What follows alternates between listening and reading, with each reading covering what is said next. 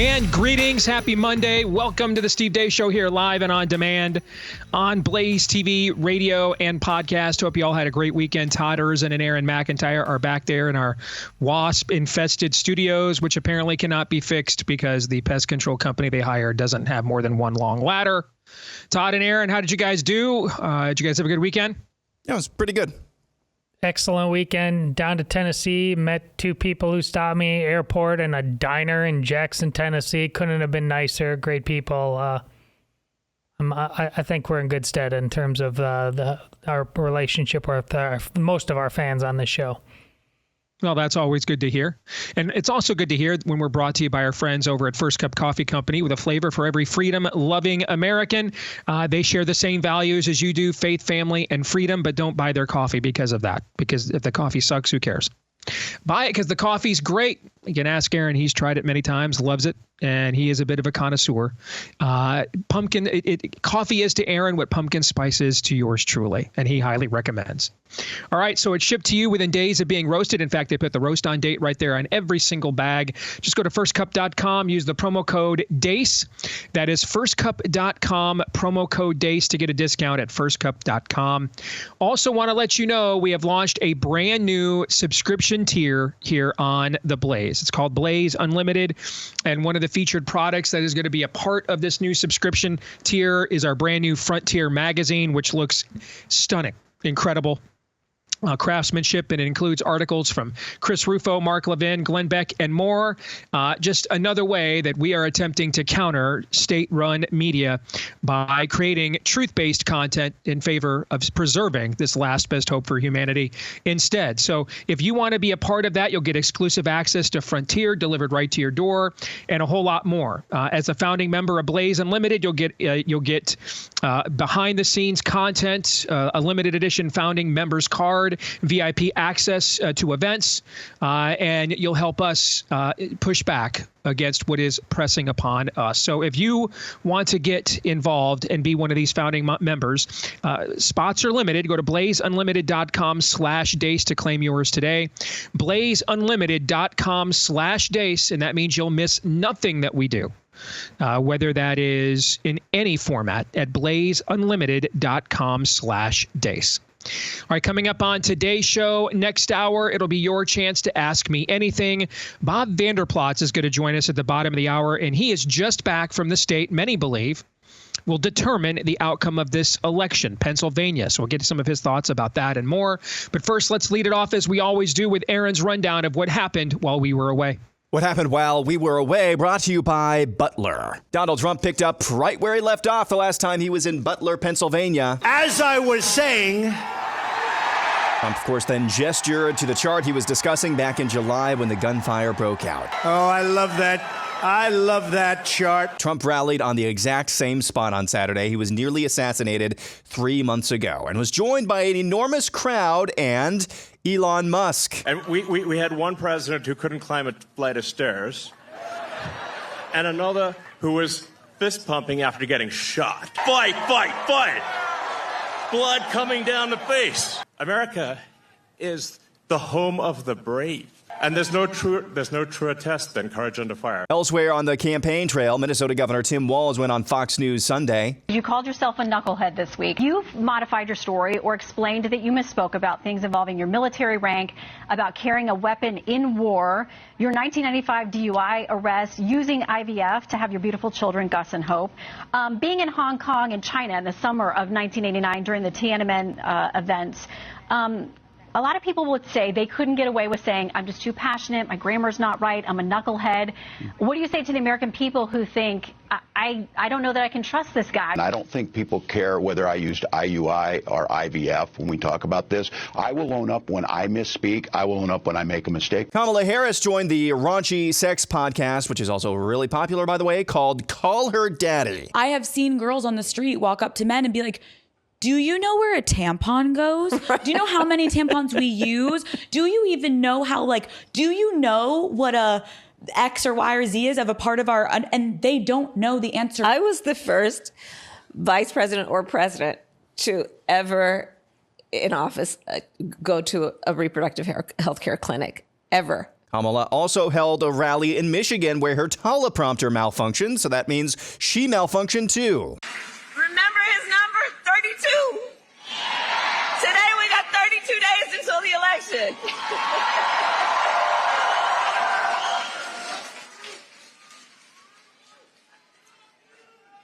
So 32 days. 32 days. Okay, we got some business to do. All right. 32 days. And we know we will do it.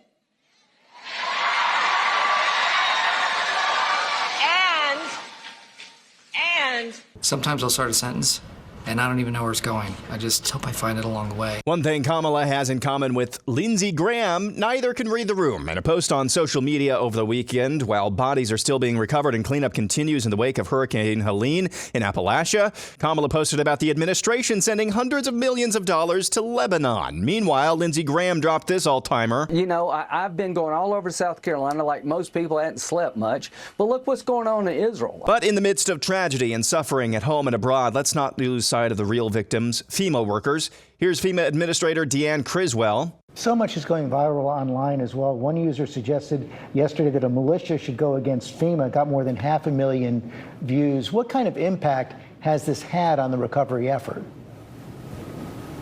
It has a tremendous impact on the comfort level of our own employees to be able to go out there. On Polymarket, that's the online political betting outfit, Donald Trump now leads Kamala by 3 percentage points, 51-48, in best chance to win the election, now just under 30 days away. Melania Trump, your thoughts? Individual freedom is a fundamental principle that I safeguard. Without a doubt, there is no room for compromise when it comes to this essential right that all women possess from birth, individual freedom.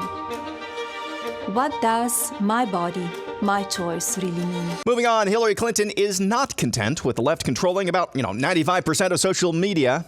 We should be, in my view, repealing something called Section 230, which gave platforms on the internet immunity because they were thought to be just pass-throughs, that they shouldn't be judged for the content that is posted. But we now know that that was an overly simple view, that if the platforms, whether it's Facebook or Twitter X or Instagram or TikTok, whatever they are, if they don't moderate and monitor the content, we lose total control. And it's not just the social and psychological effects, it's real harm. And finally, Saturday Night Live, actually funny for once, pans last week's VP debate. That's what happened while we were away. Aaron's montage brought to you by our friends over at Relief Factor. If you are struggling with chronic pain and maybe you've just kind of given up, thought, hey, this just happens when you get older. It does, right? No guarantees. These bodies of ours eventually shut down this side of eternity. But sometimes we give up that ghost a little bit too easily and a little too soon. And that's where Relief Factor comes in. It's the drug-free supplement created by physicians who can prescribe drugs. And its goal is to go after what is likely the culprit of your chronic pain. That's too much inflammation in your joints. That's really the source of the achiness, stiffness, and soreness. Now, there's no guarantee that it'll work. But over the years, over 1 million people have tried the 3-week quick start for just $20. And over 70% of them saw such great results in 3 weeks or less, they stuck around with the product for long term. So what do you got to lose for $20? Why don't you see if you don't see a difference in your pain in 3 weeks or less when you go to relieffactor.com. Get the 3-week quick start at relieffactor.com. Again, that's relieffactor.com. In today's overtime, which, by the way, if you have that new Blaze TV Unlimited subscription, you'll get to see. All right, at Blaze TV Unlimited.com/Deace. In today's overtime, we're going to get into that demonic video from Delilah. I'm sorry, Melania. We're going to get into that. That's right. I forgot her name there for a second. We're going to get into that in the overtime today for Blaze TV subscribers because I have a lot to say about that.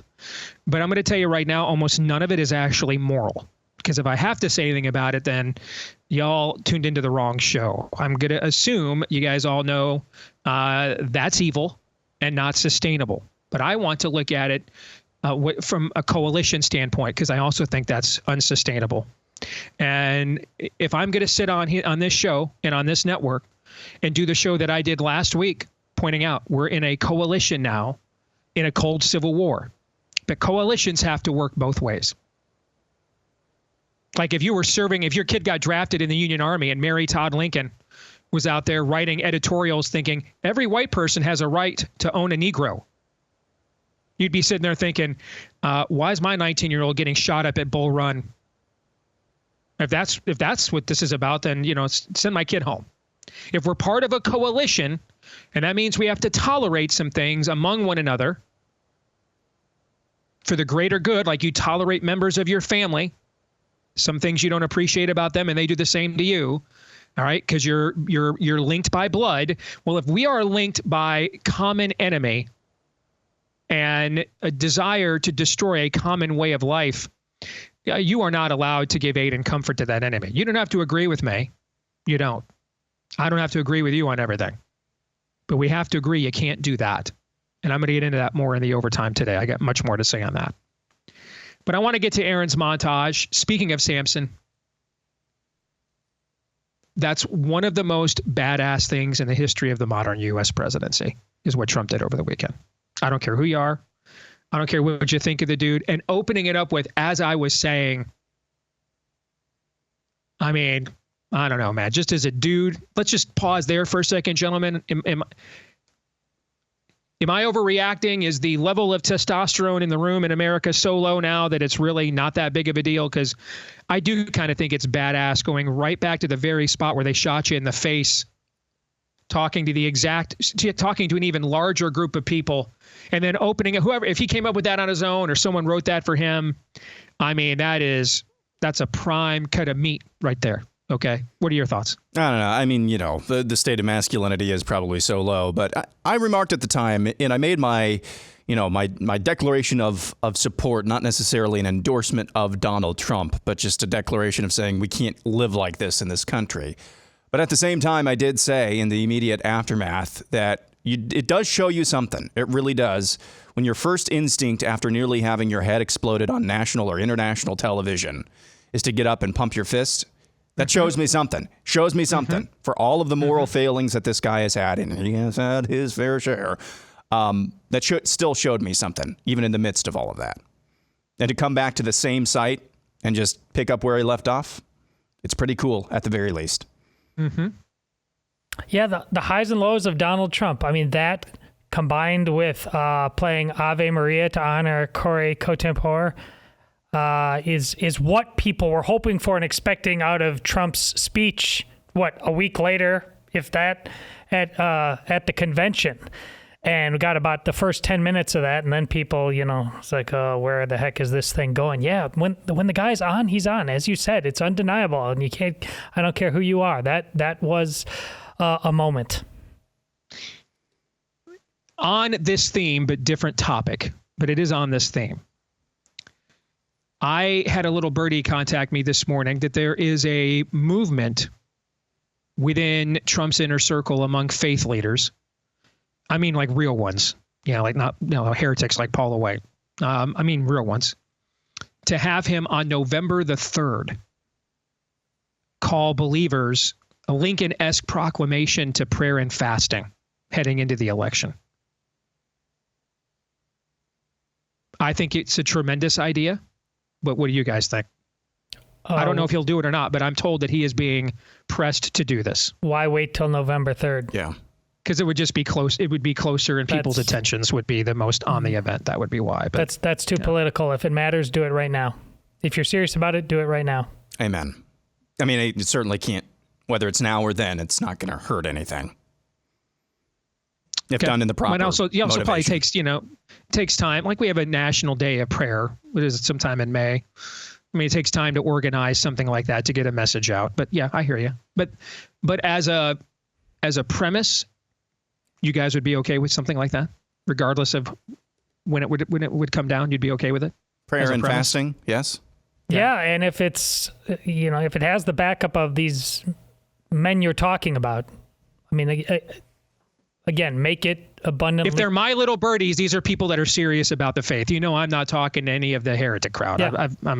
Yeah, that's a mutual excommunication. You know, I'm not talking any of the name it, claim it, and all that other garbage people. I don't do that stuff. Yeah. So I'm talking to people that are talking to me are people that are serious about this on some level. Yeah. Okay. I want, since Aaron went into the betting markets and what they're saying. And that's climbed up to 8 points now, just right before we went on the air. Okay.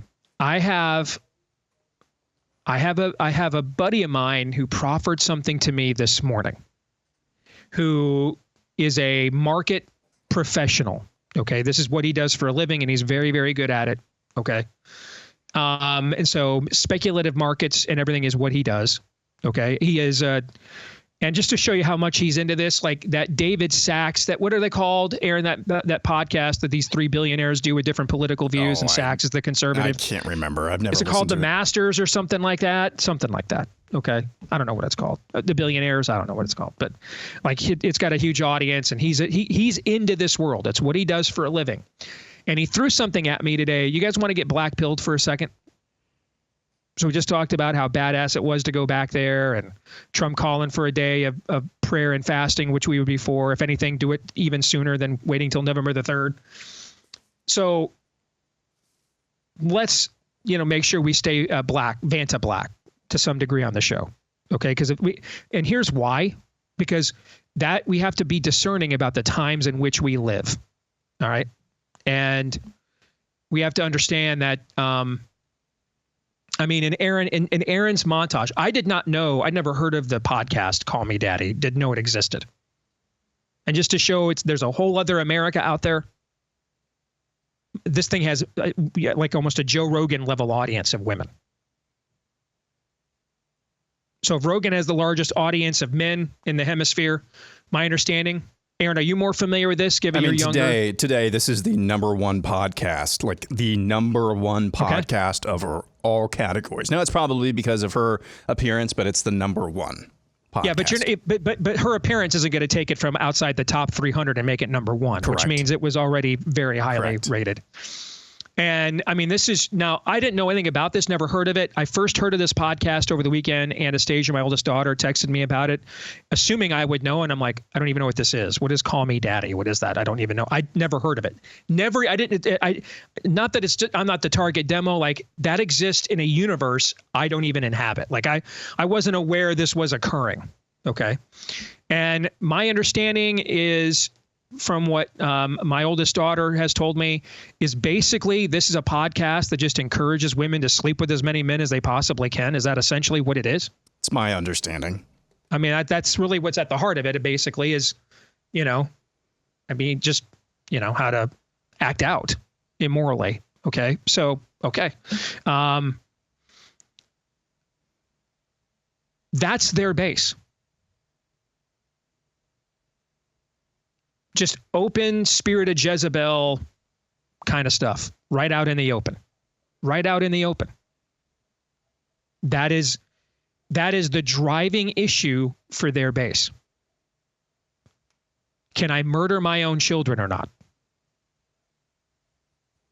Can I give away to men who will never care about me the most intimate aspects of my femininity over and over and over and over and over and over and over and over and over again? And the amount of abortions performed because of rape and incest is infinitesimal. Over 80% of abortions in America are just simply for birth control. That's been the case for many years. So, and that's their data, by the way. That's from Guttmacher. That's their institute. That's what their data tells us. So can I just keep doing that over and over again and keep killing my children over and over and over again? That's a political constituency in America. And right now, arguably the most formidable one. So yeah, I kind of do think we got to keep it real and at least make sure our Vanta Black binoculars are on. Like, you have night vision goggles, we need Vanta Black goggles. And what I'm about to proffer to you two is pretty freaking Vanta Black. All right.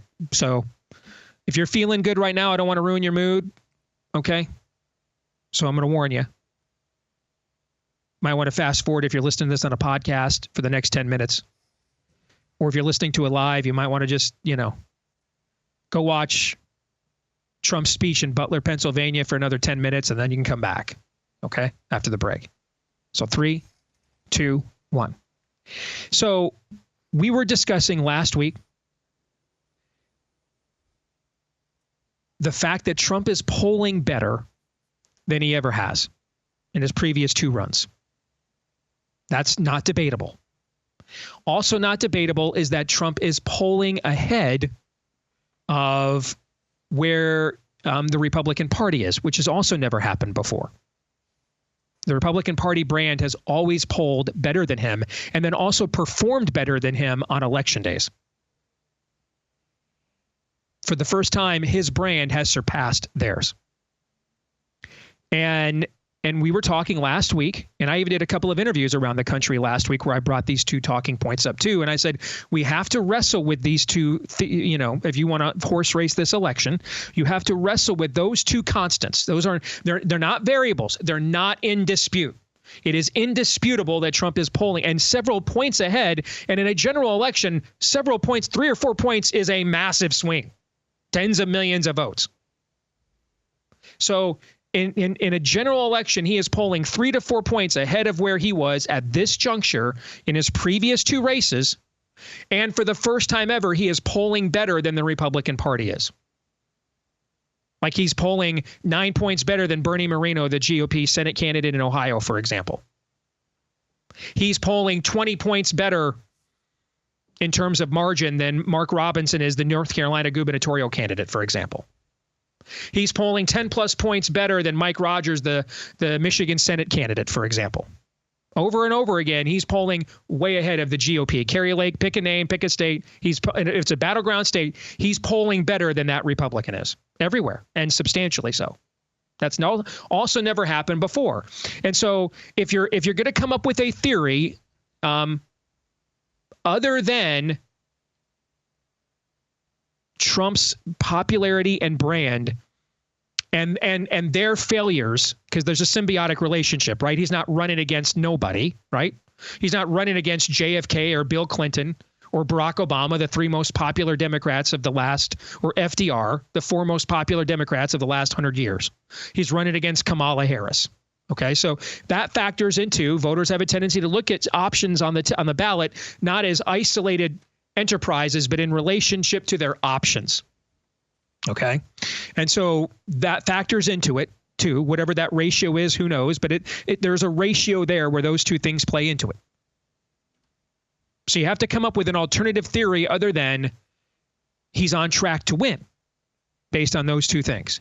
And remember, we said the one theory that we would not entertain at all is that the media suddenly cares about its credibility, that these polling enterprises suddenly have been shamed and are blushing, and now they're overestimating Trump to compensate for it because they hate to be wrong, right? We're not even entertaining that. We even laugh at it. These are people that will take Pfizer press releases and run them as news, rip and read on the front page of the New York Times and not even bat an eyelash, right? Right? That option, gentlemen, we're not even entertaining it, correct? Yes. Yes. So here's an option presented to me by a buddy of mine who's smart and plays markets for a living. And by the way, big Trump guy wants Trump to win badly.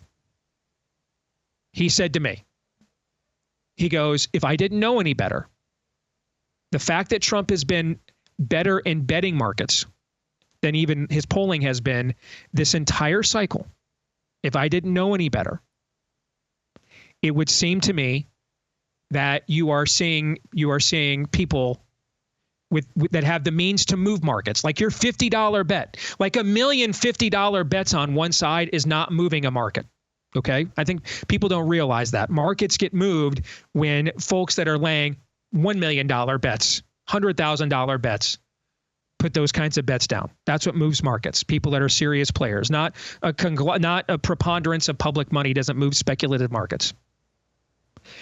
He said, if I didn't know any better, the fact that Trump has been doing better in the betting markets than his polling all along would lead me to believe that early on you are seeing some syndicates that would be tied to Democrats are improving Trump's odds, and this would plan this, and the polling does the same thing, so they can come in and lay massive amounts of money late on Kamala as an underdog. Because as well as Trump is polling, all the polls are still within the margin for error in all these states. So they still have a plausible deniability to cheat. And I got to thinking, you know, I know a lot about the sports betting world because I listen to a lot of sports betting podcasts for sports content, because that's where you have to go to get sports content now, because none of the actual non-wagering podcast will actually talk about sports. They will just talk about the melodrama and the soap opera, as Todd says. And the one thing you see a lot is major syndicates will bet early into these lines when the limits are low, meaning the max amount you can bet. And these syndicates will come in, they'll move these lines, and because they're betting, they're well-known syndicates, the line will move. And then later in the week, when the public follows that steam, then the line has moved far enough, and then the limits go way up so that Vegas can take advantage of the public. They will come in and hammer the other side of the line that they moved to get the line more favorable to where they want, and where the limit that you can bet is higher, so that there is more of a profit margin there. And, you know, we know these institutions, guys, they coordinate together. We know this. We know they do. This is the first alternative hypothesis that I have heard that I think has some plausibility, which is just, you know, hammer those markets. Let people think Trump's going to win. They still have plausible deniability. They can still cheat. They're still in the margin of error in all these battleground states. And then you just come back, and you'll know whether this is true or not if the betting markets suddenly start swinging to Kamala in the last couple of days. That would mean a massive amount of money has now come in on her now that they've moved the odds into a favorable position. Any quick thoughts on that? That is some Vanta Black House of Cards level crap right there. No, it's just the world we live in. I agree. That's not Vanta Black. That's just another day that ends in Y. It's not technically against the rules. There's just too much money. Where have we heard this before? That's exactly right. That's not Vanta Black. That's yesterday. Come on. I'm just trying to think, if people with the means to move markets, like, where do they think that the best use of their money is? Is it betting on politics when something's within the margin of error? Which means it's within the margin of error one way or another. Mm-hmm. These people are obviously really smart. Do they really believe that betting on the outcome of this election is the best use of their hundreds or millions of dollars? I don't know about that. Of course, just for the sake of Vanta Blackness, yeah, everything is on the table. Something is really... I think if you have hundreds of millions of dollars, you're not even asking yourself the question that you just asked. Yeah. You and I are asking that question, making hundreds of thousands of dollars, making hundreds of millions of dollars. You're not even asking what's the best choice of my money. You've got more than you know what to do with. Yeah, because in a sane world, everything we're talking about is illegal. You get to the point where you have hundreds of millions of dollars because you're constantly asking yourself, what's the best use of my money? But it's odd. Again, I'm remaining on my pat answer is it's chaotic and odd. I mean, we didn't have, I think I saw the other day, certainly yesterday, we didn't have any major polls from like Thursday to Sunday come out. I know. Yep. That's weird. Less than a month away from the election. Yep. That is very weird indeed. And right after the VP debate too, where it's clear which side won and which side lost. More in a moment.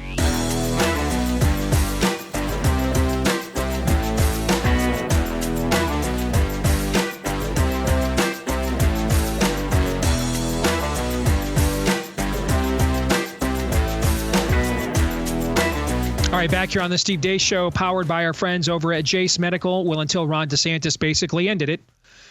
A week ago at this time, we were looking at an increasing likelihood of really, for the modern American, even going back to COVID, unprecedented levels of supply chain problems because of the dock worker strike, including, but often not mentioned, over 70% of America's antibiotics are produced overseas. Many of those, by the way, in China. So another reason why you want to get together with our friends over at Jason Medical, just in case, that could never happen here. Happens here again. because it keeps happening here over and over again. We just was at Costco last week. No paper towels, no toilet paper all over again. Wife and I looked at each other and said, oh no. You never know, folks. So get the backup of the medications you need, including some of the greatest antibiotics ever known to man. You can also expand the Jace case to things that you need and your family needs. I really think if you've got a loved one right now on Medicare, they're a ward of the state, I would find out what it is they need and get them backups of it if they have it there at Jace Medical. Just to give you and them that peace of mind, go to jace.com, J-A-S-E, jace.com, enter the code DACE at checkout for a discount on your order when you do that. That's the discount code DACE, my last name, when you go to jace.com, J-A-S-E, jace.com/DACE, jace.com/DACE. Use the promo code DACE. All right, let's welcome in our good friend Bob Vander Plaats here from the Family Leader. Good to see you again, Bob. How you doing, brother? I'm doing really well. And Steve, I was just talking to Aaron and Todd a little bit in studio. We're going to get you back in studio here sooner than later without all these wasps.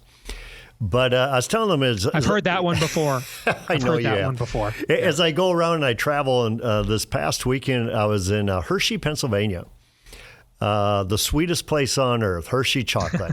And they gave us a bunch of chocolate, way too much chocolate. I need to give you guys gifts of chocolate. But you guys have got raving fans everywhere. This was a banquet of 1,500 plus people. And I had people waiting to see me because they see me on the day show, every Monday. But a couple of them, Dave with his son Alex, I promised them I'd give them a shout out. And then Jennifer with her husband Rob, I said I'd give them a shout out as well. But they are fans. It's interesting how they got on to the show though. Some it's through COVID. And some of them, they were Glenn Beck supporters, and then all of a sudden they found out, who's this Dace guy? But you're making a difference. So I want to say you're making a difference. I want to give shout-outs to Dave and Alex and Rob and Jennifer. So Rob and Jennifer, Dave and Alex, thank you very much for the kind words. Check is in the mail, as always. You got 4 listeners in Pennsylvania. You're on to something. We do.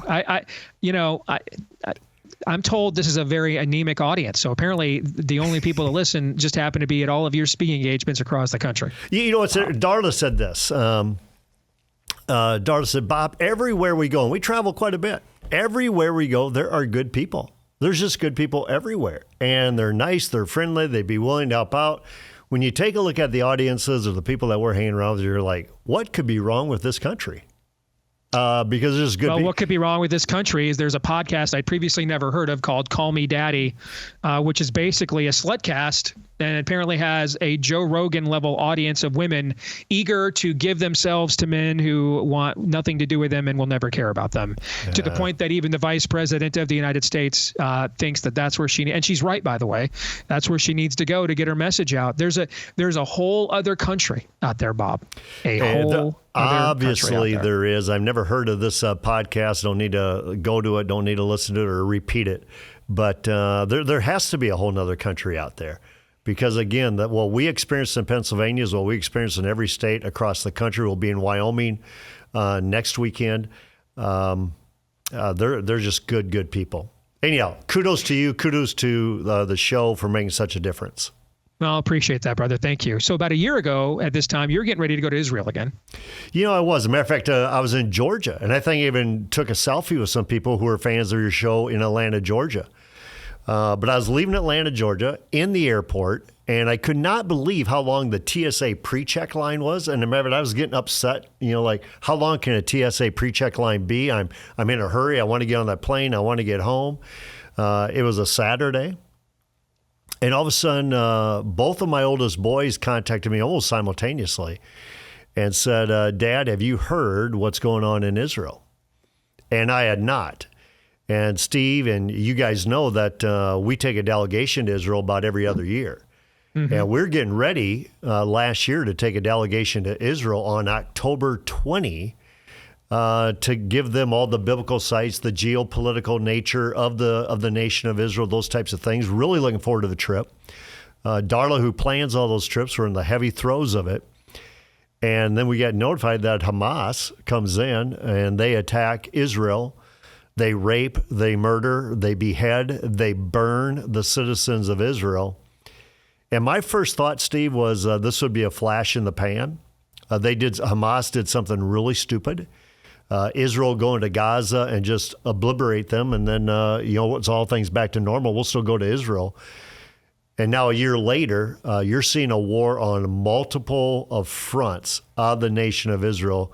It's Gaza and Hamas, it's Lebanon and Hezbollah, all backed by a nuclear Iran. You got terrorists in Judea and Samaria, but all focus has got to be on Iran. And right now we need leadership. We need strong leadership to say, not only do we stand with Israel, we stand in Israel, and there's not a breath of separation between the two nations. Because they view, again, Iran views Israel as the little Satan. They view America as the big Satan. And because of going to Israel so many times, we have a lot of supporters there, a lot of people that we know there. And I just want to probably reiterate that our thoughts, our prayers, and our steadfastness remains with the nation of Israel. I think, again, it needs to be pointed out because there's a wide swath of theological opinion in this audience. And as you get younger, you're kind of at the edge of boomer and Gen X at your age. On the younger end of Gen X and into the millennial era that Aaron represents within the church, there's much more debate over the prophetic significance of this iteration of Israel than exists in the older generation. And I think I'm fine with those debates. We've had different views within the history of the church on the nation of Israel and whether there needs to be another Israel, whether the church is the fulfillment or the replacement for it or not. Some great men in the history of Christendom have had varying opinions on this. And come now, let us reason together. But I also think it's irrelevant to this conversation right here. And here's why. For 1,700 years, there did not exist a nation state called Israel. Did not exist for 1,700 years. Actually, almost 1,800 years. Mm-hmm. And yet for about 1,200 of those 1,800 years, there was no nation state called Israel. There was something called Islam. And Islam waged war against Christendom right from its inception and always has, and had nothing to do with any association with the nation of Israel. The idea that a nation called Israel would even be allowed to occur again wasn't even in the mind's eye of power brokers in human history for almost 2 full millennia, until World War II. So Islam, the idea that our standing with Israel causes Islam to come after us, not true. No. Islam has waged war against Christendom when anti-Semitism, frankly, was a mainstream thought within Christendom for centuries.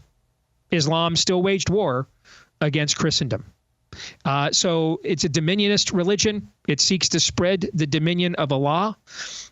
In all things, not just ecclesiastical, but in all things. And we have fought against this in the West, regardless of what our position on Israel is, or regardless of whether we think this Israel is prophetically significant or not. And we can have that theological debate, but ignoring the historical precedent and significance here is dangerous, because the same people and the same worldview that did that to Israel October 7th last year would do the exact same things to all of us. Exactly. And already has many times in our history, and would do so again, whether or not there was a nation about the size of New Jersey called Israel existing there within the Golan Heights or in that area whatsoever or not, because we already know from history that it did, Bob. It did. The theological debate, you're right, Steve. I'd be happy to have that. I have a lot of theological thoughts on it. But I also take a look at it. It's just not theological. I mean, it's a place obviously where Jesus walked, where Jesus will return. It's you bless Israel, I'll bless you. You curse Israel, I'll curse you. All that stuff. I get the theological debate stuff, but just take a look strategically. And they're very clear about this. Israel is small potatoes to them. That is the little Satan. So strategically, that is a friend, of a Western ally in a hostile region.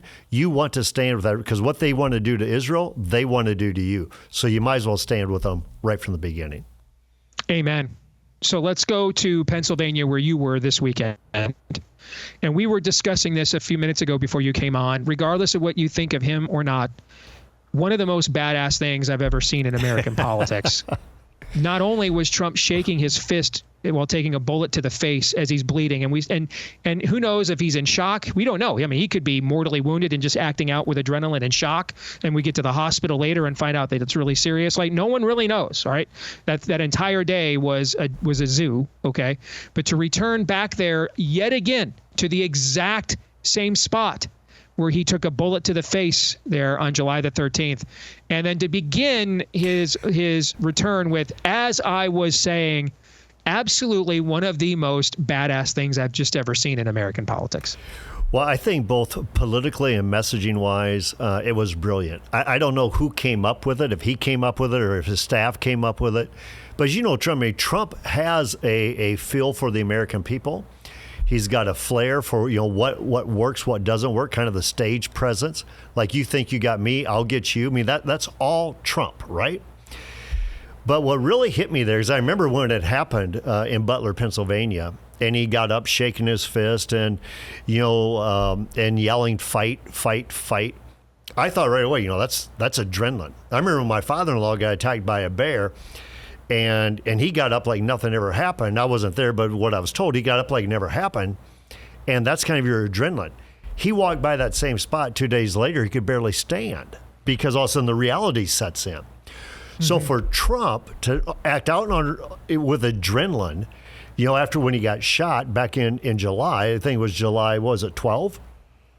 July 13th. When he got shot. But then to go back there and to start off the remarks about, as I was saying, it's a message of fortitude. You are not going to push me away. I'm going to stand here to fight. There's so many messaging points in there that I got to believe just that appearance in Butler might be the tipping point of whether he wins Pennsylvania or not. I think it was a brilliant move by him. And I never even thought about coming up with the line, as I was saying, like, I haven't missed a beat. So since you were in Pennsylvania, you had a chance to find out what the people on the ground there are thinking. There's probably going to be a lot of seasoned political pros in that audience, a lot of activists that kind of have their finger on the pulse of the state. Just so people just are reminded, it's been since 1988 that those northern big three Rust Belt states have not all voted together. That was the last time. George Herbert Walker Bush lost Wisconsin and Michigan, but did win Pennsylvania. That's the last. Since then, they've all voted as a block, including in 2016 when they all went for Trump. So what was your finger, pulse, finger on the pulse, ear to the ground as you were there? What did you hear? Well, remember, as we stated earlier, I'm hanging out with one country. I'm hanging out with one part of one country. Mm-hmm. And they basically summed up what we've talked about on this show a lot, is that this is the biggest worldview election that we've had in our lifetime. Take the candidates out of it, Kamala Harris and Donald Trump. This is the biggest worldview election that we've had in our lifetime. Whether you'll have religious liberty or not have religious liberty, where you'll have parental rights or you'll not have parental rights, if you'll see an international stage on fire, or if you'll bring international leadership, meaning that the United States provides that type of leadership. So there's so much at stake. I mean, the whole transgender issue was a big topic of it. But what I actually saw there, Steve, it was from the audience, yes. But I also saw it from the pastors in the room. The pastors basically rising up saying, you know what, this is no time for our congregations to be disillusioned. Like, what does my vote make a difference or not? Your vote makes a difference. You need to show up. You need to be the timeless and prophetic voice to your culture by showing up at the voting booth. So it was by those who were in the audience, but it was also by those who were supposed to take the stage and those who did take the stage. The one that was supposed to take the stage was Governor Ron DeSantis. He was supposed to deliver the keynote address that night. But instead, he's still dealing with the aftermath of Helene and now dealing with the onslaught that they're projecting Milton's going to have. I think they just upgraded that to a Category 4 or Category 5 hurricane. So he's in the state of Florida where he should be. But he had like a 3-minute video that he shared with the audience and basically said, hey, Pennsylvania, I remember when Florida was you, when all eyes were on Florida. We were a toss-up state. And what happened is that we won and we provided bold and courageous leadership. And he went through the litany of bold and courageous leadership that they provide in the state of Florida and how Floridians have rewarded that. Now, right now, they're not a toss-up state. So basically saying the same thing can happen in Pennsylvania and urging Pennsylvanians to take that mantle seriously. So I thought it was a great message from a guy that was supposed to be the keynote who gives a 3-minute video address. But because of his absence, they had to get a keynote speaker. And for a while, I thought they must have forgot I was in town. But no, but Katie Faust wanted to be there to listen to Governor DeSantis. And they thought, you know what? Katie Faust should be the keynote speaker then, if DeSantis pulls out. Katie Faust started an organization called Them Before Us.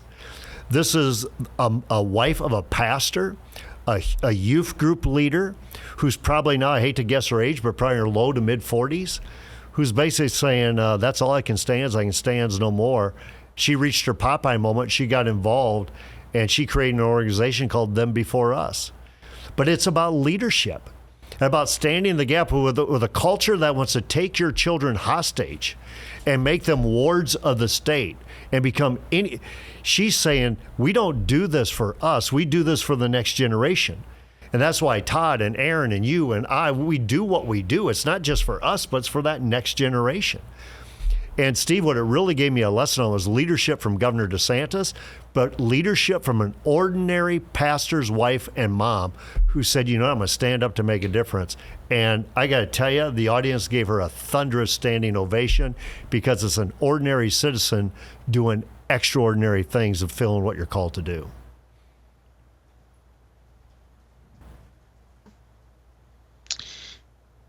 Sounds awesome. Wish I was there. Sounds like our kind of gal. We should get her on the show sometime. So thank you, Bob. Always good to see you, brother. Appreciate it. Good to see you. God bless. And keep praying and stay focused. All right, when we come back, it'll be your turn to ask me anything. We're going to talk about what you guys want us to talk about, and we're going to solicit questions from Twitter that Todd has selected. Looking forward to that. Stay tuned. Your turn is next right here on The Steve Deace Show.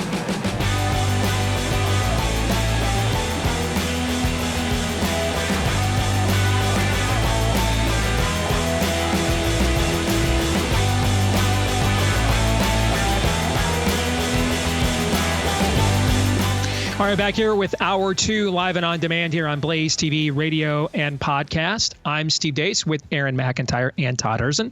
You can let us know what you think about what we think via the stevedeace.com inbox. Just email us there at steve@stevedeace.com. DEACE, steve@stevedeace.com. You can like us on Facebook, MeWe, and Gab. You can follow me at Steve Deace Show on Twitter, X, Instagram, and TikTok. You can also please subscribe to our new YouTube channel as well, at Deace Show on YouTube. We're trying to start all over again there because of all the censorship we faced, because of all the truth we told. So we're starting all over on YouTube, at Deace Show on YouTube. If you could subscribe there, at Deace Show, we would appreciate it.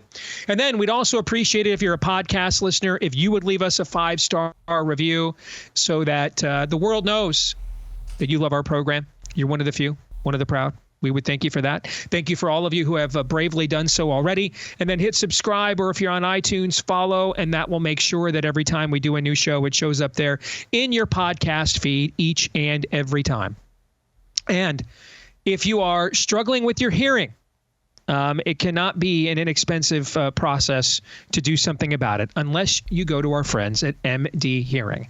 They're one of the sponsors of our podcast here today, and they are an FDA-registered rechargeable hearing aid that cost a fraction of what your typical hearing aids cost. In fact, their new Neo model cost over 90% less than the clinic hearing aids that are offered to you. It fits right inside your ear, so no one's going to even know it's there. Plus, MD Hearing just launched their new Neo XS line. It's their smallest hearing aid yet, and they recently cut their prices in half. That means you get high-quality, rechargeable digital hearing aids for only $297 a pair. You can't beat it. So this holiday season, get the hearing you deserve, or maybe gift it to someone who deserves it as well. With MD Hearing, go to shopmdhearing.com.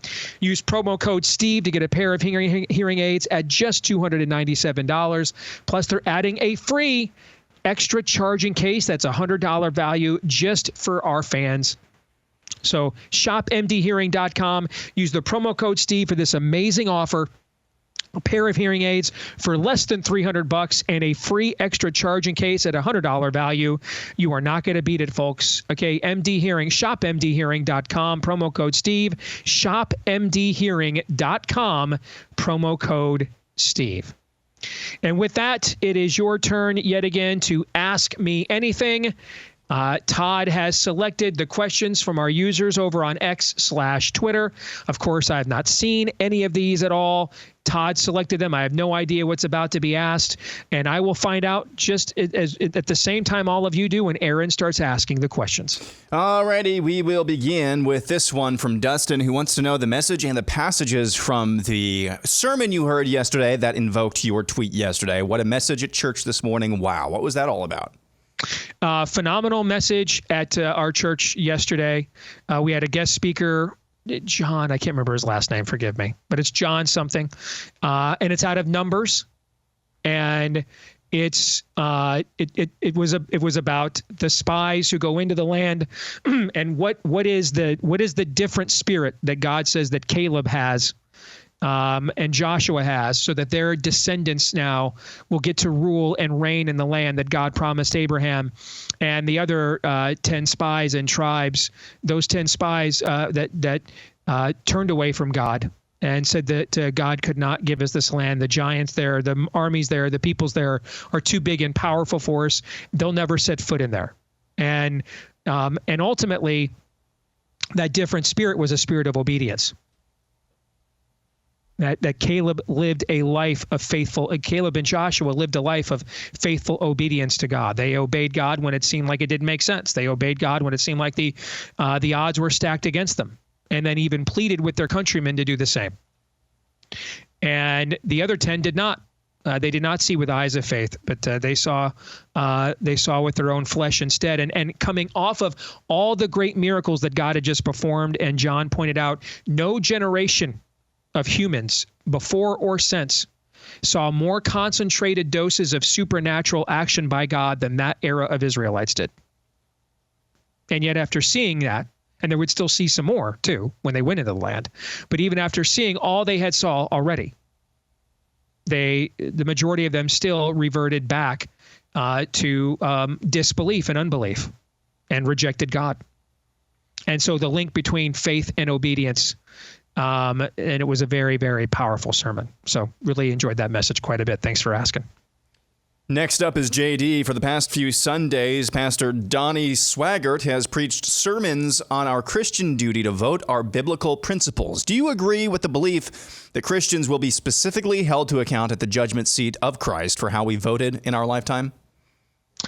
I think that you will be held accountable for what you have done with the gifts, talents, treasures, platforms, opportunities, and moments that God has given you. I do. How that factors when it comes to voting, I don't think there is a corporate process there. And I think, the New Testament is very clear about leaving room for matters of conscience. And by the way, that has to work both ways, by the way. Okay.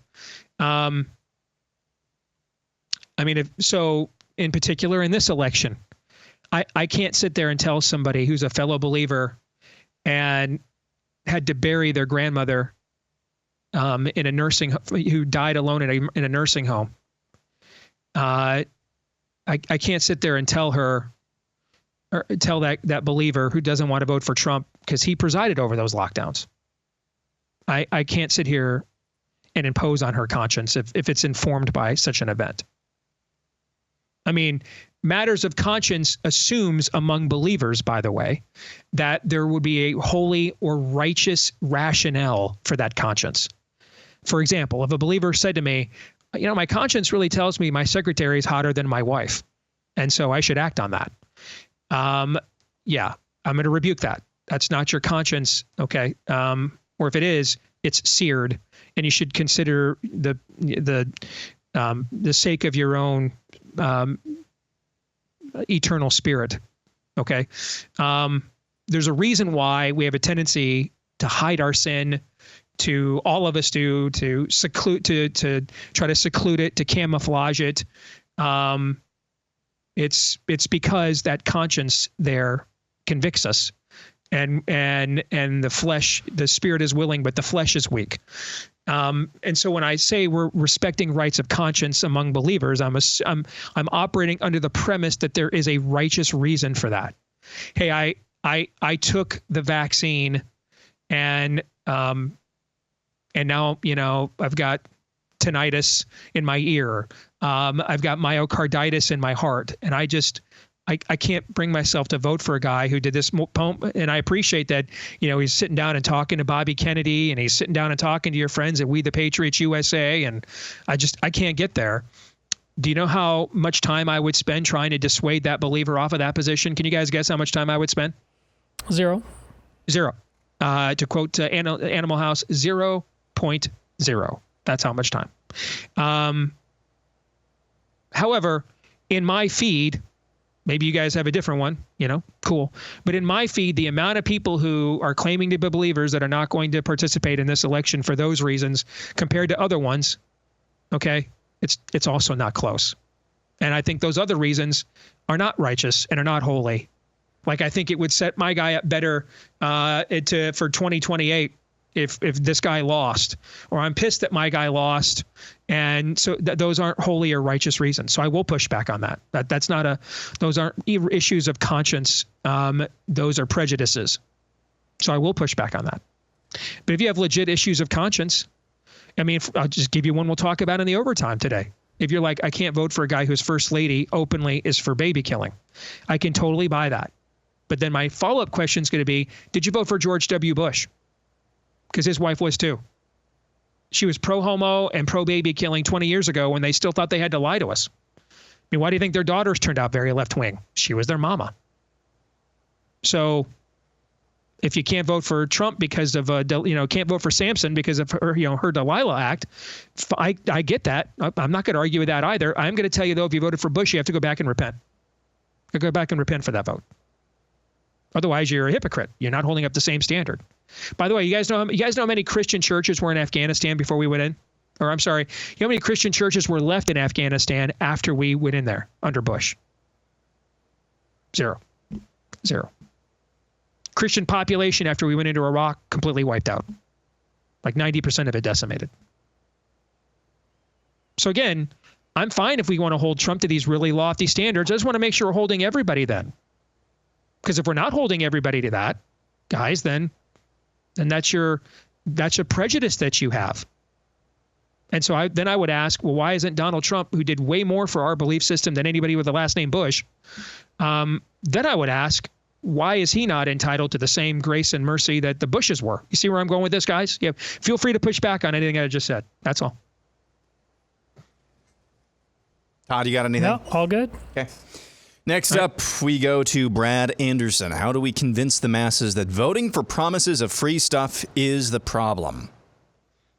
We cannot. I mean, this is the longest given experiment in self-government in all of human history, and it's actually not even close. And this country hasn't even celebrated its 250th birthday yet. This is very difficult. We're east of Eden here. We're sinners. The narrow road of civics that has to be walked here in terms of the thermal exhaust port window. I'm not drawing a theological, because some of you apparently still don't understand metaphor, okay, with the John the Baptist thing. And that's why I'm going to keep saying it over and over again, because I'm actually a guy, so you won't get me to back down. I'll just keep throwing it in your mouth and cramming it down there harder. So I'll keep bringing it up again because it's not my fault you don't understand metaphor, all right? So I'm not drawing a theological equivalency between the narrow road of salvation that Christ talks about, but I'm drawing a situational one, just as I did with Trump and John the Baptist, okay? And by the way, did you guys notice no one had a problem when I drew a situational equivalency with Trump and Samson? No one had a problem with that. By the way, Samson ends up dead and alone, just like John the Baptist. They both end up dead and alone. John the Baptist got beheaded in a prison alone. Samson ended up no wife, no family, nothing. Died with a bunch of. Well, actually, Samson, even in some ways worse. He died with a bunch of pagans. Took them with him. But yeah. Anyway, moving on. There is a narrow road historically, civically here. A thermal exhaust port sized road, very small, of what it means for sinners to govern themselves. It's hard because all the people we will put in government are also sinners. The people we will give the power of the press to, the power of making a currency, the power of raising an army to, all sinners, just like the people that they will be holding accountable. The people will give a badge and a gun to, all sinners, just like the criminals they'll be arresting. The people that will give the power of regulatory agency to, all sinners, just like the agencies they'll be regulating. So self-government is really, really hard. And that's why this is the longest ongoing experiment in it in all of human history. 7,000 plus years of recorded human history. And not even 250 years is the longest concurrent experiment in self-governance. It's hard because the tension is constant. If we enumerate a bunch of rights, does that mean the stuff we didn't enumerate, never thought of, will be taken away later? If we don't, then will they take that stuff away later when we didn't think about it? That's essentially the arguments between the Federalist and the Anti-Federalist at the Constitutional Convention, right there. I mean, this is not easy. It's hard. So you have to ask yourself then, why has this been the longest, up until this point anyway, successful ongoing experiment in self-governance? What were the conditions of this culture that were unique from other places that have tried it? Christian revival is the answer. That's the only distinct thing. That in the decades leading up to the revolution, you had great awakenings. You had the judgment and mercy of Christ preached fervently throughout the colonies. And as a result, a guy who had some really kind of kooky theological beliefs in John Adams. But that's why he said this Constitution is only for a moral and religious people. Because take that away. Take away the acknowledgement of the one true God, that he is no respecter of persons. And so the governed and the governing will both be held accountable to the exact same standard. Take these kinds of acknowledgments away, and that narrow road becomes a very broad one. And you start doing things like printing fiat currencies,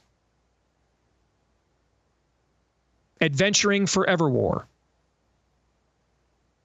killing off generations of your own offspring, not knowing what a law is, what a border is, what a woman is, what a marriage is. So is there a window of Joe Rogan, Elon Musk people who have, because of their success, lived in a world where they had to admit some things were objectively true that we can reach by natural means and processes of persuasion like data, life experience, etc.? Sure. But understand, one of the main reasons you got Elon Musk is they transed his own kid. And so that pain had to come home to him in a very personal way. So when a culture goes wayward, there's only two ways to reach it. One is suffering. Elon Musk is suffering. They took his son away from him. And now he's pissed. So the kind of suffering we don't want to wish on anybody to have to go through, that kind of stuff. And or spiritual revival. And usually some amount of suffering has to precede spiritual revival for it to be received. That the people are humble enough, okay, that meat's tender enough to put on the grill, flame on.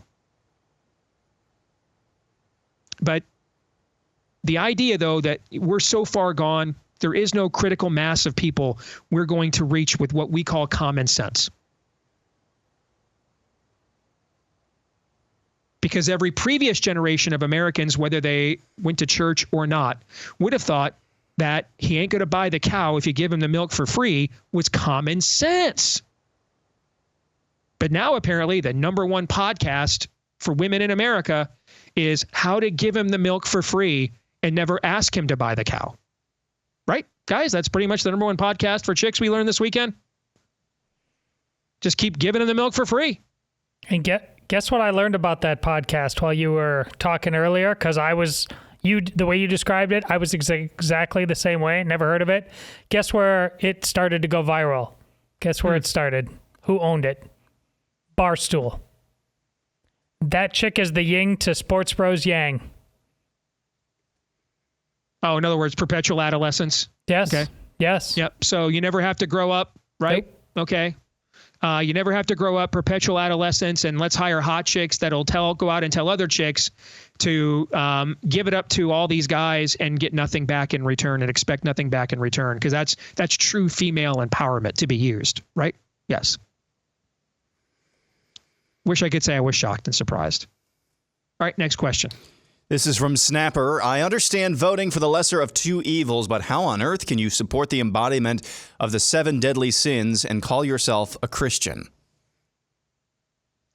I would want to know which one are we talking about? The 7 deadly? I mean, are we talking about all of them? Yeah. Okay. Again, I would ask then, who have you voted for in the past? I am trying to figure out, help me to understand, because you're talking to somebody who has not had a meaningful conversation. Or wait a minute, are we talking, is this about Kamala? Is this about Trump? It's about I don't Trump. understand. It's about Trump. All right, so I'm assuming it's about Trump, but I wanted to make sure I understood. Here's what, I've not had a meaningful conversation with Donald Trump in 9 years. July of 2015 was the last meaningful conversation with Donald Trump I've had.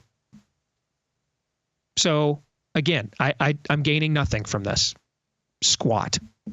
If anything, all Donald Trump's political emergence has done as tampered down the growth of my career. I've got every selfish reason to say screw that guy. Every selfish reason. Every single one. I've watched a grift core of people who intellectually could not hold my jock strap 4 sizes ago, making millions and millions of dollars I'm not making, by saying the absolutely most ridiculous false things to people who want to lap it up like dogs. I've got every incentive you could imagine here, if I was being selfish and making it about me, to just and make it all and then use his mistakes in a very high and mighty way to justify doing this. I would challenge anybody with a major platform in America that has read more notes from people about suffering during COVID and that jab than I have.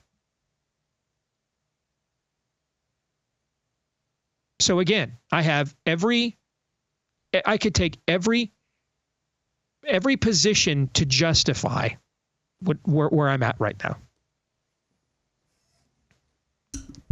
Keep talking. I'm going to fix the camera, which just decided to have a mind of its own.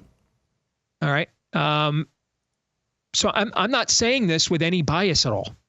I don't have any. I'm not in that inner sanctum. I'm not making anything out of it. If anything, all it's done is just cost me opportunities on a personal level for the last 9 years, and made enemies of a lot of people that I might otherwise be friends with if the circumstances were different. So with that established, here's what I don't understand. I do not understand why voting for Romney and McCain, when I made these points about guys who have done nothing for us, who have actively gone out against us at every turn. You guys weren't working here back in those days, but you were listening to the show in those days, right? Yeah. Do you guys remember me sharing legions of notes from people supporting me and saying, "Keep on, Steve. Thank you for taking the narrow road here." You guys remember me sharing a bunch of those notes and talking about how popular this was making me? You guys remember that? I don't remember that either. I don't either. Weird. I remember losing radio affiliates over it, not getting radio affiliates over it. That's what I remember. Weird. Now all of a sudden, the guy that's actually done something for us, and now that we are literally at kill or be killed stages here of culture war, now suddenly is the moment now that we're gonna closely cross-examine our candidates more than we ever have before. I'm sorry, I'm just not buying it. I'm just not. Okay. I mean, if you voted for McCain, Romney, any of the Bushes, repent for those votes first and then ask me this question again. Because those guys, as much as all the issues I have with Trump, which I'm not shy about, Aaron, and you're going to find out in the overtime today, ain't shy about the issues I've got with what his wife is doing right now. That being said, those other guys I just mentioned we all voted for couldn't hold his jockstrap in terms of results. It's not even close. It's not even close. It's not. So the selective prosecution here, I'm a no on it. You guys can keep asking me over and over again, and you'll keep getting the same answer over and over again, unless you've got something better than I'm suddenly going to hold Trump to a standard I didn't hold any previous Republican to, when Trump actually exceeded the standards of all the other previous Republicans. I'm going to be a no on that. And I don't gain anything from it. You know, you don't see me. I'm not getting booked on Candace Owens or any of these other big Trump shows. Not calling me up. Okay. I'm gaining nothing from this. Absolutely squat. It's just what I really believe. I do the same show every day. What do I really believe? And I'll tell you. And then you can decide whether you agree or want to continue to listen. But it's the same show every day. Topics are different, but it's the same show. What do I really believe? What do I really think? And there is no other agenda. That's really just all there is. I just wanted to get paid to say what I believe. That's all I have. So, you know, I tried to extend an olive branch on War Room a month ago, only to have them edit me out of the program. Okay. So guys, I'm not gaining any favor with this. I'm not getting into some inner sanctum I wasn't before. You know, I'm not going to be golfing with the Orange Man at Mar-a-Lago here this weekend. I'm gaining nothing. And I still think this is dumb. That's why I don't agree with it. You guys want to add anything to that? Well, I would just add in, then a lot of the people that ask this question, their alternative, we've said this before, is to write in the guy who is actively endorsing Donald Trump. That it'd be one thing if DeSantis was sitting out. You'll never be able to make sense of that one, ever. Nope. It just doesn't. I was fine voting for the guy that got a bunch of Christians killed in Iraq, but the guy who moved the embassy to Jerusalem and signed Abraham Accords is just a bridge too far to me. I'm sorry, guys. I don't get that one. I don't. Next, because I don't think it's gettable. That's why I don't get it. Next up, we go to Bruce Nelson, who says, with the Vikings-Jets game in London televised at 8:30 a.m., how long before the NFL completely abandons noon starts in deference to Sunday morning church service to add permanent games in that morning's time slot? Notice that this is a when and not if question. Well, they've already done that. They've been doing the London game for the better part of the last decade. Yeah, you think I think your question's already. If you live on the West Coast, they've been doing this for the last 20, 25 years. If you got a West Coast team playing on the East Coast during noon, that's 9 a.m. Yeah, you're watching at 9 a.m. Yeah. So I mean, your question should have been asked before the AFL NFL merger. Next, we go to Daniel. In the months before his passing, Rush said on a number of occasions that someday the left will cancel elections. What scenarios would have to happen for this to be successful? You still own too many guns, so it would need to be some kind of a crisis. And that's what COVID was a test. What is it we could finally do that would get people to mass comply? Scare them. So it would be, some form of cataclysm that we just can't afford this right now, right? He just like you saw their boy Zelensky do in Ukraine, where he is suspending elections in the midst of their war because he's just so vitally important. FDR wasn't challenged much, but he still campaigned. He still, we still had elections in 1940, 1944. We still had elections. So, it would require something that convinces people that a cataclysm is imminent, and therefore this just can't possibly be allowed. I will say that we came up with something that Rush probably did not foresee. Similar, again, I'm not drawing a moral equivalency, but Marx did not foresee the rise of labor unions. And that's one of the reasons why our country, which, gave birth to the largest labor unions in the world, for all of their faults, didn't flirt openly with Red Scares as much as other European countries did in response to worker revolts. But I do think, and this would have been at the tail end of his life. And I don't know, God bless him, what his situation he was in there at the end. But the idea to just create mass mail-in voting systems where you can concoct whatever results you want kind of gives them an out to not have to cancel elections. You guys see what I'm saying? They can just manufacture them, and then they can claim they're still upholding our sacred democracy. They can just manufacture them. I mean, if we're doing mass mail-in balloting, the ability to poll, the ability to track, the ability to follow norms of elections out the window. You're dealing with turnout models there's no precedent for. And so literally any outcome can be therefore justified because there's nothing to measure it against. Like when you tell them, well, Joe Biden somehow won despite only winning one of the 16 bellwether counties, and that's never happened before. No one's ever won the presidency losing Ohio and Florida before. They'll just come back with, well, we've never had mail-in balloting like this before. So you're going to get some quirky results. You can just manufacture outcomes. So I don't have to necessarily step right to you that might cause you to take out any of the 400 million guns you open, or take out any of the 400 million guns you own. I don't have to do that anymore. I can just concoct something with plausible deniability. Well, we can manufacture outcomes now. You have to consider that aspect too. We probably don't have to. You guys, you okay with that answer as well? Yeah. Yeah. Okay. Not okay, but you know what I'm trying to say. All right. When we come back, more of your questions here. I love these so far. These are really good. This has been a spirited effort of questions, as it should be, given what's at stake right now and what's happening in the country and in the world. So these are good questions so far. Let's keep it going. We'll do that here when we come back in a moment. Stay tuned.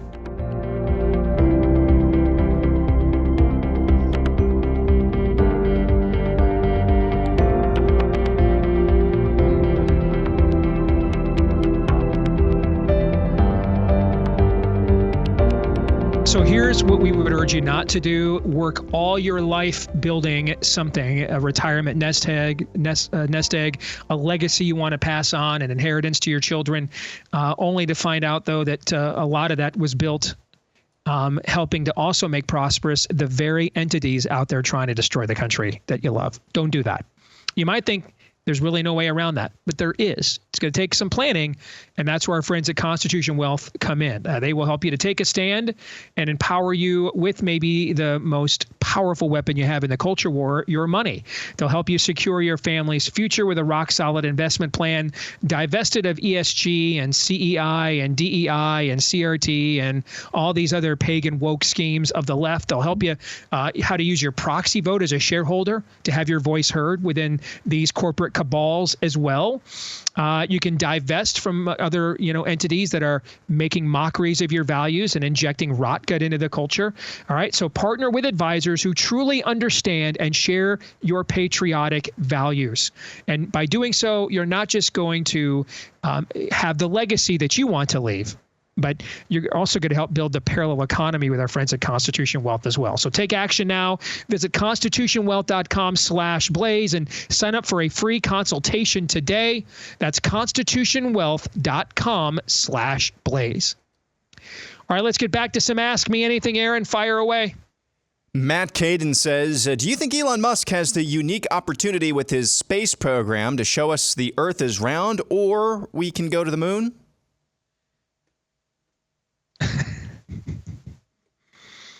Todd, why did you select this question? I think it goes without saying. That look right there. That. So you would trust Elon Musk's cameras more than NASA's from 1969 and 1965? With John, you'll trust Elon Musk's astronauts more than Neil Armstrong and John Glenn. I don't. Roger Chaffee. I don't. Buzz Aldrin. I don't know, guys. I don't have anything for that, and I don't. There it is. See, I don't. I know content. I know content. You understand the amount of left-wing NBA. There's already a rising tide of NBA players that absolutely believe the Earth is flat. Have Elon Musk send people into space that show that it's round? Every virtue signaling pro athlete, okay, will suddenly believe the Earth is flat just because he's supporting Trump. I mean that's where we are. But at the time that those visuals were taken, that was not where we are, or where we were actually. So.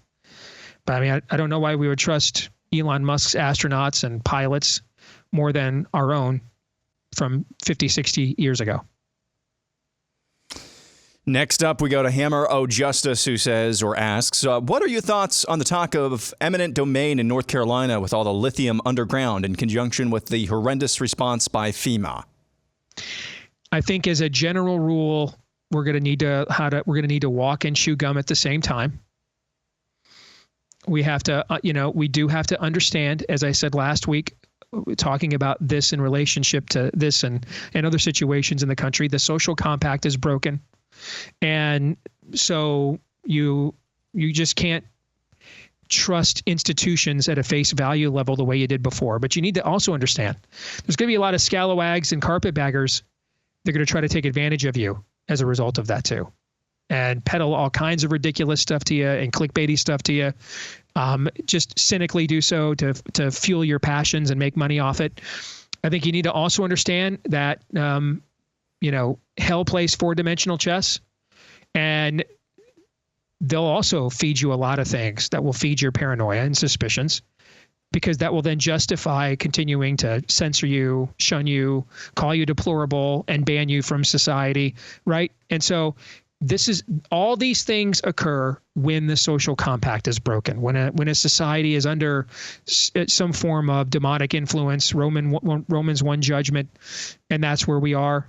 And we're going to have to be open to learning some things that are true that maybe we didn't want to be open to in the past. And I think I've tried to model that.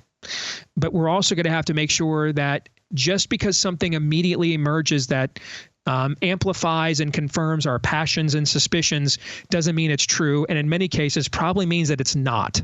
Correct. Okay. So I mean, discernment will be. Yeah, it might be. But but don't be eager to be dumb. Don't be eager to be dumb. If you see an account come across supposedly from an area of these impacted, a conversation that so supposedly somebody on the ground had with local emergency management, but it just fits neatly into your worst preconceived notions or narrative about something, it's probably wrong. It might not be. It probably is wrong. And I've seen a lot of things that just kind of neatly fit, I should say, inside your preconceived narrative, even though you have reason to believe that because our government, the social compact is broken, are probably not true. There was one thing this morning that I saw that looks, and there's multiple videos of it. And I can't, Burnsville, North Carolina, a helicopter, an unmarked helicopter, and the video is very clear. This is not grainy UFO footage. A helicopter, and it's very clear there is no tail number on this helicopter, which means it's either illegal or it's military, I would think. Comes in, does a rotor wash on a disaster relief distribution facility in Burnsville. Rotor wash meaning the downdraft from the chopper's blade just destroyed a bunch of stuff and then just flew away.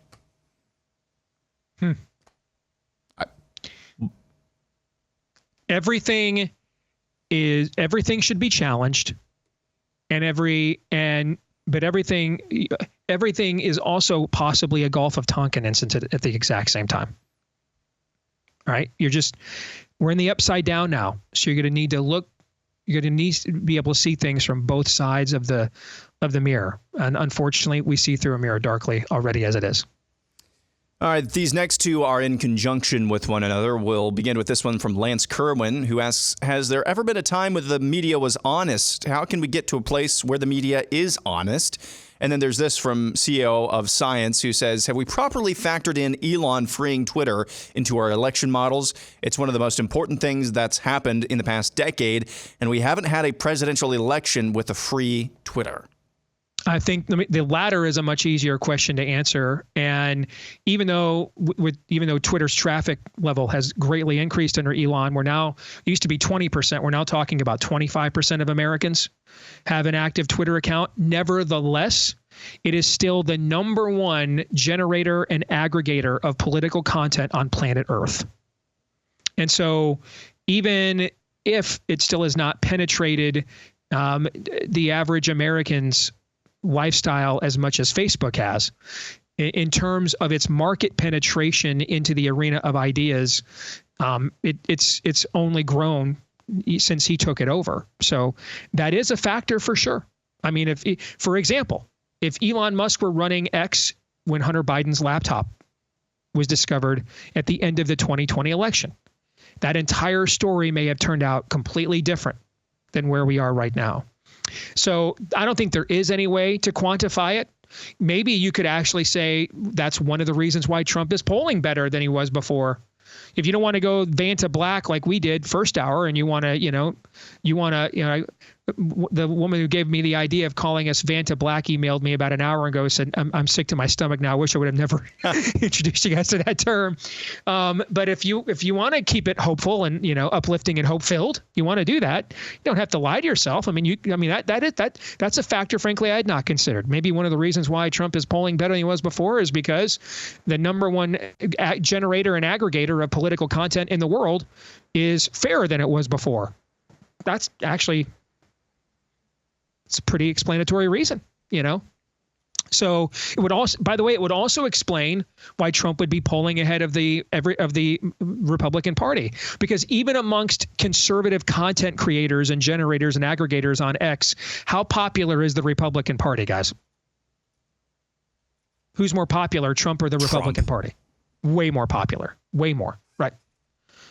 So that could also explain the two threads that I mentioned that are the new constants in this cycle, that Trump is polling better than he was before, and for the first time ever before, and for the first time ever, he is polling ahead of the Republican Party. Well, having the number one aggregator and generator of political content in the world be fairer to Trump than it was before, and that content is largely aggregated and generated by people who like Trump way more than the Republican Party, that could certainly explain those factors, in fact. So well done out of you with that suggestion. Should have thought of that ourselves. So that's a great idea. As to the first one, the answer to your question is yes and no. Okay. I mean, we had the term yellow journalism comes from more than a century ago, William Randolph Hearst and that era. Okay. I mean, Citizen Kane is a panning of using dishonest journalism for your own agenda. So the difference was we were more aware we were sinners then than we are now. And so media was more honest while being dishonest at times too, because we were more honest about ourselves. The institutions, and I give our founders credit, they tried. But they also knew. That's why Adam said this can only happen with a moral and religious people. The institutions, like a free press, were never going to be more moral than the people. Never. Never. That's not how a Republican form of government, small r, works. Power comes from the bottom up, not the top down. The institutions were always at best going to safeguard the integrity and virtue of the people. But if the people had lost their integrity and virtue, the institutions were never going to hold up. And Nefarious explains this in a nefarious plot. Nefarious explains that Gramsci's long march to the institutions in America would have to be accomplished from the bottom up, not the top down. That you would have to corrupt the people at a molecular level. Every family would have to be hurt by the sexual revolution, for example. Every income would need to have a suckling spot on the government teat, for example, because then then when the institutions, when that long march was concluded, there'd be no resistance to the institutions. The people and the institutions would still be in accordance. And by and large, that is true in the other America. So that's also an excellent question. Before we get to a lightning round here, there are still pockets of people that are trying to push back against that long march from the institutions. One of them are friends over at Hillsdale, the Great American College, with a huge and effective educational outreach effort on behalf of liberty.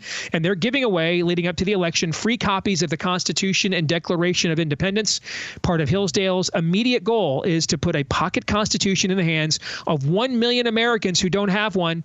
And if you have one already, you can order one for a young person you know who does not. But this offer is only good for a limited time, so claim your free pocket-sized Constitution today at daceforhillsdale.com, F-O-R, daceforhillsdale.com. Every American should be familiar with our nation's founding principles and how better than reading America's founding documents for yourself. So to have a free copy mailed to you, visit daceforhillsdale.com right now. Complete a simple form. They'll put it in the mail for you with free shipping as well. Again, this offer expires soon. Claim your free pocket Constitution today at daceforhillsdale.com. That's daceforhillsdale.com. All right, Aaron, lightning round. Well, we've only got a few more left. We'll begin with that bright light is Justice, who I think got buy, seller, hold, and Ask Deace Anything confused, who says a good Christian does not need to attend Sunday service when they believe they are living as Christ intended. I will sell. It's a false choice. A good Christian would want, as part of living life as Christ intended, to attend a Sunday service with other believers because of how good and pleasant it is when we dwell together in unity and praise the Lord, would want to go and worship his Lord, would want others to see him worshiping his Lord, and would want that corporate experience of being encouraged also by others seeking to do the same. Next, Brother Eric says, with the escalation in the Middle East between Israel, Iran, possibly Turkey, and Russia, have you considered your post-millennial position? Seems like Ezekiel 38 and 39 is slowly becoming reality. I don't have a post-millennial position. I don't have a position. I don't have an official eschatological position other than Jesus is coming back. I have thoughts, ideas, questions, and that's why we've done evergreens on every single vantage point here this year. That's where you screwed up. You dared to have somebody on the show who had a post-millennial, so therefore, by the transitive property, you are correct. And I've studied too much about these positions, and then I've studied their challenges to the other positions, and it's beyond my comprehension to be really dogmatic about one of them, and But you know me, I'm happy to be dogmatic. I just intellectually I can't get there. At least not right now. All right, a few more that I didn't pull screenshots from. Lisa Kilmer says, my son and I were discussing Nefarious. He's watched it at least 5 times. Oh, wow. So do you believe the fallen angels had free will before they fell? And after the fall, no angels have free will any longer? I think the conception of what it means for the angels are not the same as us. We are created in the likeness and image of God. They're not. So I think that the equivalency of what that means on both sides is not synonymous. It's not congruent. That's what I think. For example, they weren't the angels that fell were never offered any redemption. We were. And therefore, that already implies there is a different scale of justice and expectation occurring there. All right. The final ones are kind of dour. Let's end on maybe a more positive note. What is the best plausible scenario that we could be sitting here in 29 days? 29 days, 30 days discussing. Best plausible scenario we could be discussing in about 29, 30 days. That Trump won virtually every battleground state by 2 to 4 points. And you think that's plausible? I do think it's plausible. Yeah, I'm not at the point of. I think all 4. I still think all 4 possibilities. Blow out one way or the other. Raise or close, so we're killing each other over it. Metaphorically speaking, in both directions, I think are possible. But I do think it is possible that he could win the battleground states, at least a critical mass of them, to get to 270 and beyond by each 2 to 4 points. And that's probably, given how polarizing we are, as convincing of a verdict as we are capable of. I do think that's plausible. All right. And that'll do it for today's show. We're going to stick around to overtime for subscribers for the rest of you. See you tomorrow, Romans 8:28.